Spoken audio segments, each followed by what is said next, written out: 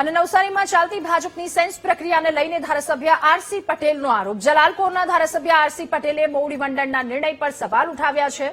પોતાના મત વિસ્તારમાં વહાલા દવલાની નીતિ ચાલતી હોવાનો આરોપ તેમણે લગાવ્યો.